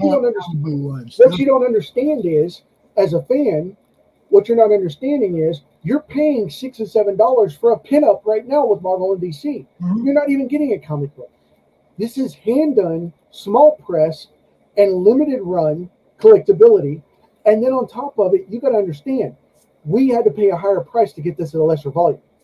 You have to understand the value. So you have to give the customer, the client, the value on top of that. There's a very good chance that our boy Roland might have edited those. That's funny. Those Malibu ones. Silverline show, our boy Roland Mann. Right. Yeah, he probably did. Yeah, he was the editor of Malibu. So I mean, he might have been the dude that edited those ash cans. That's awesome. But see, that's what I was showing. You remember when I was talking earlier, Laurie, about all the different varieties of sizes, right? Yeah. Pick what works for your book first. Pick what works for your book first to best present the story, period. Then, once you have the story in the best light of it be a mini comic or a novel style comic, a novelette, or a manga style, or a little guy like this, it does not matter. Black and white versus color, all that. Print your comic books. Format your comic for the best presentation of the product value. Because if you're going to add more pages, you need to go black and white. If you're going to add black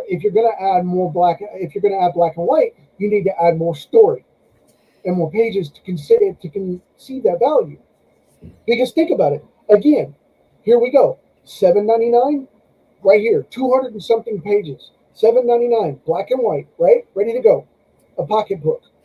That's 200 pages of story. That's a graphic novel right there in volume by American standards.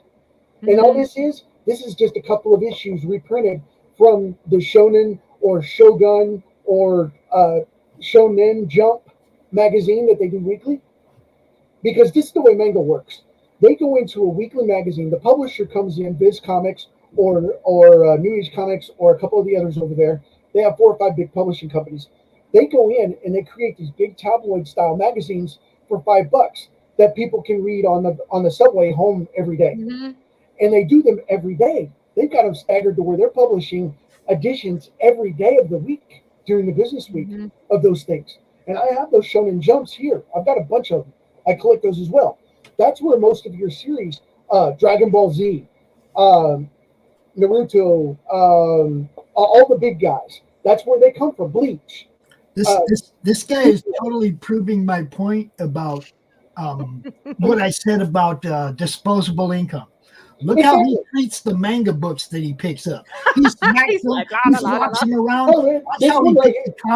Watch how he treats a comic book when he picks it up. Well, see, this guy right here. To do that, guys. Well, this is actually my 3rd copy. This is my reader copy. It's not my collection. Well, I mean, even so, you don't collect those because they're going to be worth more in the future. Well, no. I've got the only reason they're collectible to me is because I want to have a set to last beyond what I put on wear and tear of reading it. Right. I get it. I'm just saying, you see how people treat them. It's a disposable medium. It is. I mean, they don't bag and board them. They don't. You see what I'm saying? It's a totally different mentality that they have ingrained in us to treat every single thing like it could be gold. Put it in the bag and board. And see, and I know Pops is making it funny about it, but the funny thing is he's right. And I do that. I'm being honest about it. Yeah, I'm not. Don't get me wrong. I'm not taking offense by it because I think it's hilarious because it's true. Yeah. But here's the thing, though. Whenever you go into the market, everybody goes into Western comics and goes, "Oh wow, you've got with the comic book and it's one issue, and it's because you get $6 for the daggum thing, and that's why." You read them with gloves on, man. Right. But here's the thing, though. Like Pop said in the beginning, you're supposed to roll them up. They're disposable. You shouldn't care. But paying $5, our mentality is you can get a fast food meal for $5 now. So why would you want, that's a lot of money. But here's the thing. When you go into the manga market, they specifically have these magazines out on tables. They have vendors that these publishers send out to subway stations and have them out on like street vendors. And they have folding tables with 20 of these books out there, catalogs. And they pay for them every day. And here's the thing. If they bring them back, because they have a paper shortage in Japan, and they have to import paper, here's the thing. When you bring those books back, at the end of the day, if you give them back to your vendor, they have a recycling fee, so they give you half off on the next issue you buy. Because they recycle that bin.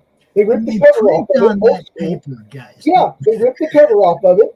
The one you sold back, they rip the cover off of it and throw it in a bin to be recycled back to the recycling company because the publisher gives the seller a discount on the ones that they buy to put on the table for the next day. So everybody has a reciprocating panel for it. So everything's recycled. Because those salesmen that are out there vending have to buy those from the publisher at wholesale. Now, see, nobody's recycling comics. Nobody's recycling Western comics. They're putting them in plastic. But here's the best part. Once you get that's the first in for the publisher. That's the first line of income. Okay, that's the first street. They sell a magazine, a disposable magazine with 5 different characters in it, 5 different comics as a bulk anthology magazine. And of Western comics, they go anthologies. Oh, screw that. They sell anthologies. That's the way comics were sold in the 50s too. They're anthology. That's all. There was 4 stories in a book. Yeah, 4 or 5. Sometimes if you got a big one, 100-page special came out. And so, you know, it was $150 for a 100-page special. You got some Hulk, some Spider-Man, some Fantastic Four, some Iron Man. You got some of everything in one book. But that's phase one for the market. So stay with me. You have the big Shogun, the Shogun Jumps, or Shonen Jumps, those magazines. They buy them. They read them on the subway. They read them on the way out because they have an hour, 2-hour commute sometimes from the villages to the cities. They read on the subway, home, back, forth. They go to find their next. So how do we get our comic books in like airports, right? Bus stations. I've got a solution for that too in just a sec. But so everybody understands, we've got phase one, those tables. Then you sell them back. Then when they collect, the publishers go through a year, maybe 2, and collect anywhere from 12 to 24 issues after every, for 6 months. Because they're doing a book a week. Sometimes. Okay? A book a week with those weekly mags. Now, and they're doing 4 or 5 of them.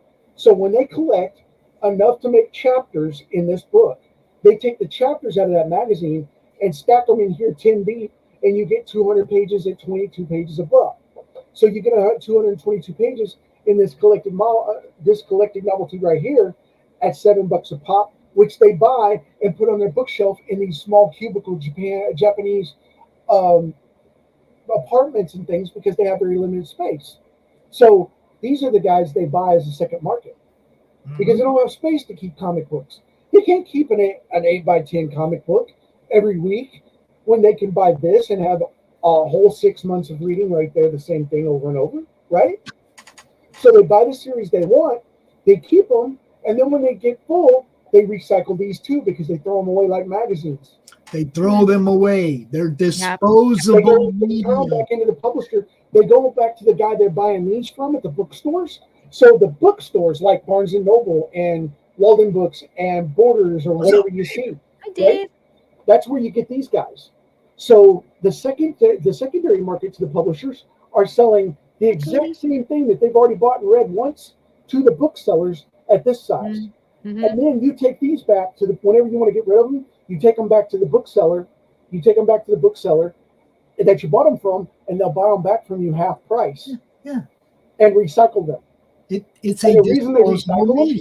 They used to do that with Marvel too, right? They used to do that with comic books. What didn't sell, they tore the cover off, they sent it back. Now here's the catch. The Japanese version, which I have many of the actual Japanese manga here, I love them because they're different. And I love reading Japanese manga. But when the thing American comics were disposable, they did the exact same thing. Exactly. But the barcode's different. You see that barcode, right? That's a US barcode. Okay? But the Japanese barcodes, they're actually numbered different, unique to the sale of the run of the book. And that's why they will recycle them, so the new books are more valuable off the shelf. So that's the third market. Because the fourth market is what you just looked at on eBay. The resale market to the value reader that can't get those regional products. And that's where the collectability and value comes in, because I paid through the nose for some of those books to come over here. Just in shipping alone, I paid $100. When the graders come up with a way to package all those in plastic, it's going to. It's already happened. Go to the grading website. Go to the comic book. Wait. You're doing that for manga now too? Yeah, go to the Comic Grader website. Comic Grader website? Which one is that? Go to any of them. Yeah, go to any of them because they sell directly now through the publishers.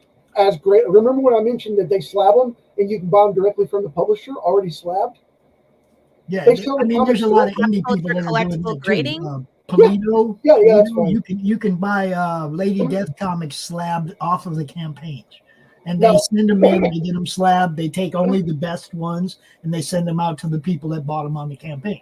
You can actually get a lot of indie creators. Unfortunately, the way they're doing that is it's a gimmick from the get-go because I'm not going to go after Brian. I'm not going to go after Brian for printing Lady Death books. It's the whole thing is gimmick. But here's the thing: they print books. They have so many printed and send them to the graders right out of the gate. Yeah. That's what they do.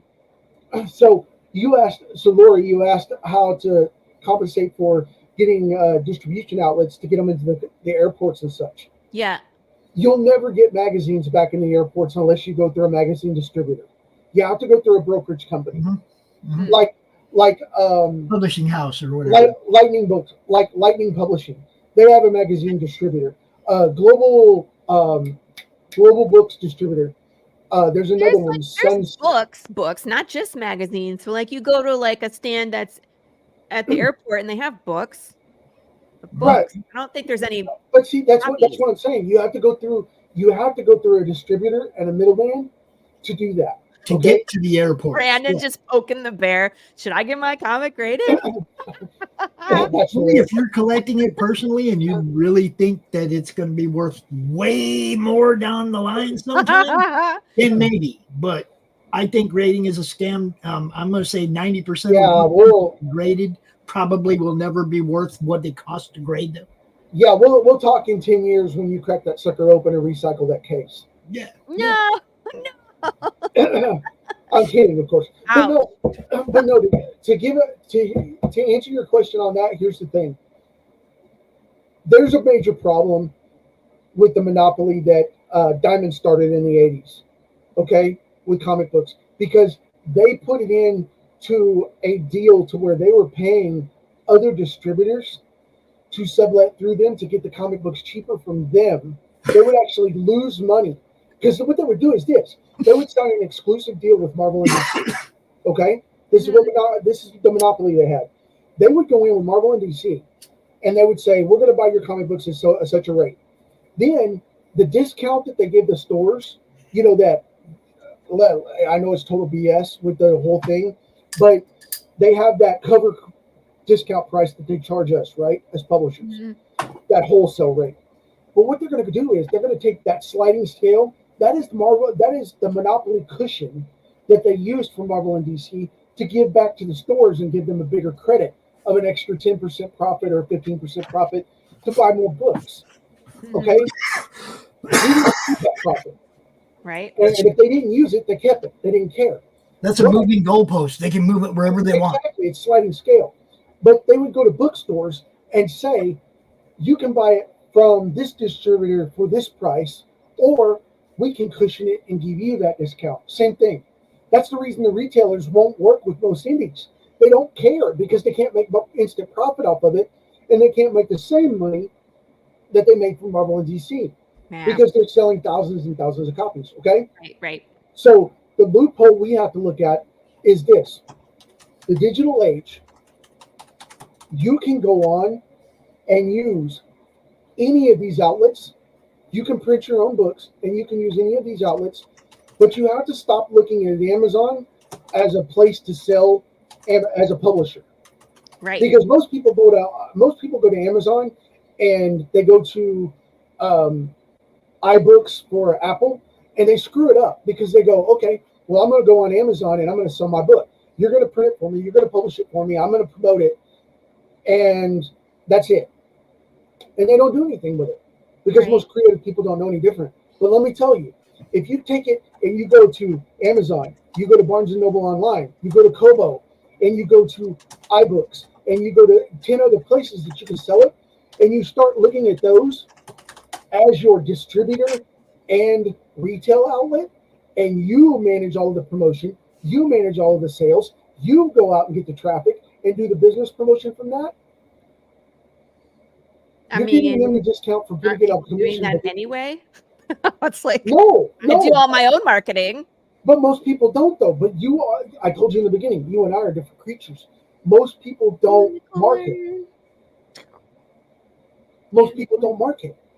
Yeah, it's I think that is actually the hardest part of being indie. But this is the whole reason I started doing what I do, was to give people an avenue to market. Because I know, look, when I started doing this, I had friends that worked all day. Then they'd work on their art when they got home, and they'd have 15 minutes to go on social media and tell people about what they're doing. And it was like, no, dude, I got you. I'm going to start promoting everybody. I'm going to start a network, a group. Back then it was a group, a Facebook group, where everybody could drop their links to their products and get seen by a lot of people, by, a lot of, and fan bases bounce off each other, and it continues to grow, right? Okay. Here we are 4 years later. The group is still going strong and growing every day. The YouTube channel, which I don't even try to promote really, is getting out of hand. But we're going to Roku, okay? We're taking all of this to Roku because it is. See, I've got a Roku channel too starting up this year. Yeah, I've got a Roku channel starting up this year. We're talking about taking all these shows to Roku in one Netflix platform type. Yep. One view on demand. You want to bring your show to our network? You're more than welcome. Heck yeah, man. I will definitely do that. And see, here's the thing, Laurie. Everybody asks me all the time, you don't publish regularly, you don't do this, you don't do that. How are you? And I sound like I'm bragging, so it sucks. I hate doing that. No, it's all right, dude. Do it. But here's the thing. How are you so well known in the comic industry? Infamously or famously? How are you so well known? Well, here's the number one catch. I have a database that I've built up over 20 years' time since the internet really, really got started in the 90s. I've been building an email list back on when they had them intranet groups, blackboards you used to call them. And chat groups. Forums. Well, here's the thing. My email database, in my email list right now, 630,000 comic book buyers globally. Okay? Now, my email list, my business list is 360,000 people active daily on it at any given time, depending on the target segment that I break it up into. But I have 4.2 million people on my email list, and they're all active. I keep them active all year long because they get my newsletters, they get my driven feedback, they get my content, they see my YouTubes, they see my lives, they see my stuff. Yes. Right? Yes. They're constantly active because my newsletter gives them access to my channels and all my social media all in one shot. And I don't offer to sell them anything. All I do is say, hey, come check me out on Laurie's show today. This week I'm going to be on Laurie's show today. But there's nothing to buy. But while they're there, they go check out other stuff, and then they see my comics or they see my show or they see my programs, and they buy it. And they buy my stuff. Or they give me work from that. That's fine too. But I tell you what, it doesn't. I got to interject right here, right now, because I just sent you a friend request on Facebook. Yay, friend. Yeah, I saw that. I'm going to take care of you. I'm going to be honest with you. I didn't know who you were. I've been doing this promotion indie comics thing for 4 years. Well, he had a health scare. I don't know if you were in the. I'm just saying. This is my first time talking to you. This is my first time being exposed to you, and I'm like, how did another person? It's like, how did our circles not cross until now? Yeah. Right. Yeah. Okay. Because this is all I've been doing every day, all day for over 4 years straight. I get that all the time. That's why people ask me how are you known so well once they go digging in. They're like, well, how are you so well out there? Well, because of the fact that I do all this other stuff. But 90% of the work that I do is behind the scenes. It has to be. Otherwise, I'd have seen you by now. I don't go showboating a lot. I don't do these a lot. I'm doing this because I'm doing promotional stuff that Laurie and I aligned with because of the comics and marketing stuff. And that's my sweet spot. I mean, look at it this way. Lone Rider was on. I came out of nowhere with Lone Rider. Out of nowhere. And I promoted that book on Amazon. I was the #1 bestseller, and I was the #1 fan favorite staff pick in 2 hours. And the reason I did that, and the sales don't show because it's 2015. Okay? Now, the fun thing was they rotated off so it doesn't show because it's dropped. But I didn't promote that book other than one time, and I did it to my email list. And I sold 100,000 copies of it that day. And that was without even pushing it. I just sent an email out. I didn't do an event. I didn't do a launch, anything like that. I just said, hey, guys, I've got this out. 100,000 copies of it digital. Now, because in 2016, I reloaded that. I did an interior change to the Insidia inside. I changed some information, and Amazon said on the sales because it changed the book. Devil's So- there, I promise. Yeah, see, I am too. It's next. So it's like as soon as we're done with 4, that's where we're going. And I know the people that like are missed out on 4, at this point, it would just make sense for you to get the trade. So And see, that's a perfect transition because what we need to talk about real quick in the last couple of minutes here. we have like 2 minutes. I know. Let's talk about your book for a second because, but here's the thing.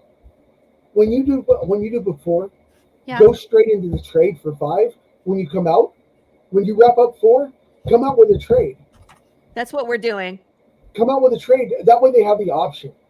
Yeah, that's what we're doing. Once 4 is finished, because again, I have like a 12 issue run. So Act 1 is 1 through 4. So it's a perfect time to stop and do a trade. So that's you're going to do that paperback sublet like an intermediate volume, right? Like Todd McFarlane does with Gunslinger Spawn, right? You're going to do 3 or 4 issues, and then you're going to make a small trade volume, right? Correct. We're doing 4 issues. We do a trade. We do 4 issues. We do a trade. We do 4 issues. I'll do a trade, and then we'll do an omnibus of all 12. See, you've already got your multi-format set up already right there. See, now all you need to do is get into some other different formats that are open to you because everybody starts screaming, the comic strip is dead. The comic strip is dead. You know what comic strip? It turned digital. Well, we already do other stuff, but I like what you said earlier about doing like the smaller print. I might be able to do something that's really cool and unique and handmade. Remember, I was talking about binding books, is maybe printing some of those in black and white in the smaller size and then hand binding them myself. Right, especially a limited edition. What? Little ash cans, man. But I'm gonna bind them myself is what I want to do. But it'd be really cool to do all 4 and then bind them with a unique she will put her personal touch on it, like she does all of the extra little special gifts. Like I said, that they have the original creative personal touch. Yes, that's a huge market, right? Because the mini comic thing now when they do fanzines, see the category is mini comics, ash cans, fanzines, and then what we call maker comics. Okay, they're called maker comics. And they literally take an 8.5 by 11 sheet and fold it down and then take scissors and manually trim each one of them and fold them into a book. And it's just a little 4-page comic. And then they'll go and pop a staple in the back of it, and that's a mini comic. Mm-hmm. So these all fall in these categories. And there are mini comic and fanzine shows out there now, comic conventions, where these sell constantly. I'm constantly getting orders of them. I got the Hulk's wedding ash can. I got a whole bunch of ash cans. I like ash cans. For a second. Oh yeah, check out fans. Go on Google later and do a little research for it, and Google mini Comic Con, fanzine Comic Con, and they'll pop up events. And there's millions of makers that do tons of stuff on YouTube. You can learn the craft of making them. On Google, you can see the cons and buy them. You got to market these things to those places too. You can't just go out on your comic group talking about them. You got to go to the ash can group. Here's the catch. Here's the catch with most groups, and Pops will vouch for this because he's seen it. I know he has because he's talked about it. But here's the thing: most comic book groups are comic creators trying to make the mistake of selling to other comic creators. And if you do that, it's suicide. I'm sorry, I gotta laugh. Steven shows up 2 minutes before the end of the show. Right. Hi, Steven. We love you. Thanks for coming. Boldcat Art Studios draw stream 7:00 Saturday nights right here. But we do have to wrap up. There is a show coming on after this.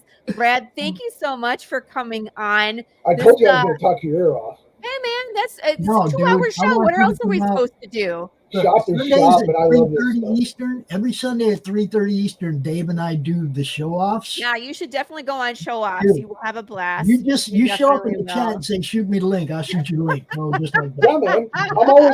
I'm always looking at places to hang out.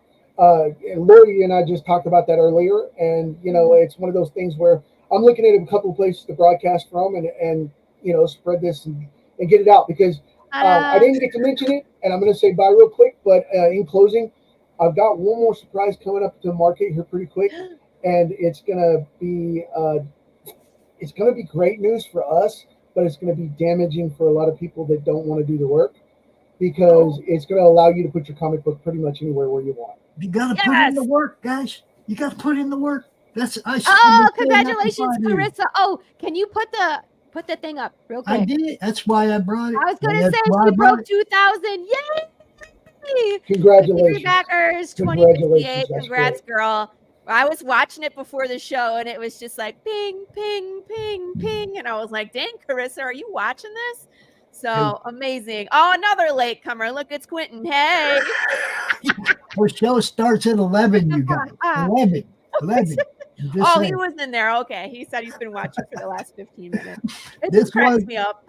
This was a really fun show. I really enjoyed talking to you, Brad. I'm looking forward to talking to you some more in the future. Yeah, man. Laurie, once again, you freaking killed it, yo. Thank you. I got stuff what happens? Consequences. We'll see you all next week. There's going to be another great blah, blah, blah, blah, blah. Great guest on the show again next week. Please join us. I'm going to be all over the place this week. I was live with Carissa yesterday. I have the NE1 World tomorrow. I have George Medina on. And then on Friday, catch me live, catching up with the Zombie Bros. That's Brandon Staroki, Sam Willis, and Trey Prim. We haven't had a chat in a while. That one will have some alcoholic beverages, and we usually have a rant or two. So that's going to be a blast. And she'll also be gaming in the morning. Oh, yes. I'll be gaming on Friday. I'm looking forward to we're so close to finishing that campaign, and I cannot wait for you guys to see the next campaign. We're going to be playing a character from Path of the Pale Rider. And Jeff Bracey and I came up with some really cool stuff. We're going to have I will be playing Crom. I'm going to be Lola Martinez, who is an undead freedom fighter. That little green guy right there. That's who I'm going to be. Yeah, that's Crom. Right there. Good times. Anyway, people, we have fun on this network. We play games, we do video, all kinds of stuff, man. Talk shows like this, shill shows, whatever it takes, man. Bring your shows to our network. It's gonna be big. Well, we're gonna reach you guys over on the Comic Kickstarter show for the new season. For everybody that does know me, I am trying to get that backup line.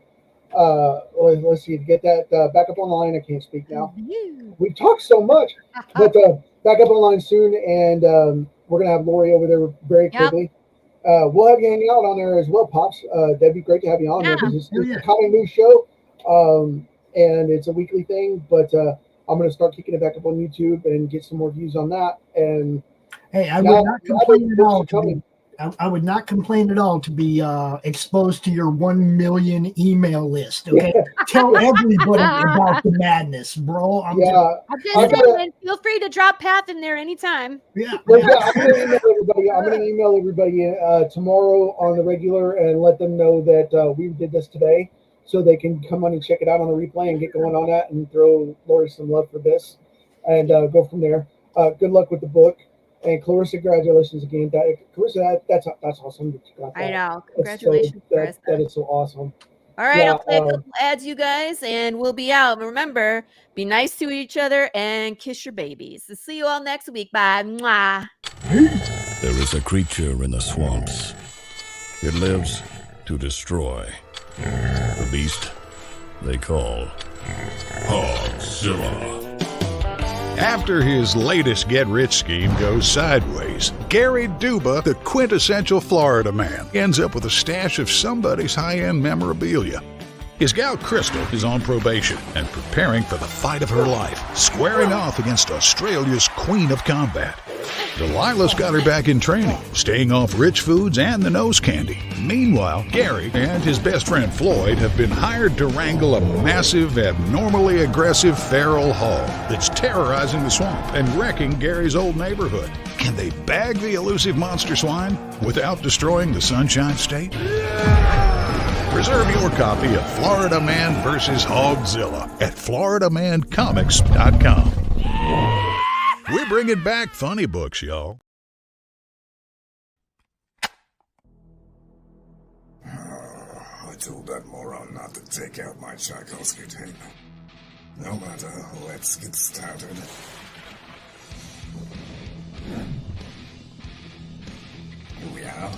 Nancy Moon. The last time we left our heroine, she had just joined my esteemed colleagues at level M. And the soldier who cannot stop talking, a magician with money issues, and a vampire with a checkered past. With their other teammates she's yet to meet. One in particular might be a little bit shocking for her. I do hope she's not allergic. Back it today, won't you?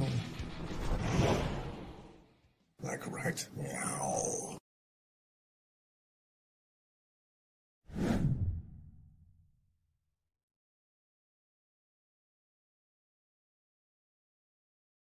Comic Books for Kids provides comic books to kids in hospitals and cancer centers across the U.S. It's a place where we can all work together to make sure every child has a comic book. 100% of all proceeds go towards the kids. It's about making a difference, and while they're in the hospital, allowing them to fly like a superhero, battle dragons, or rescue teddy bears. We are in every state in the country and now support over 160 hospitals. Every month, we add more. Visit CB4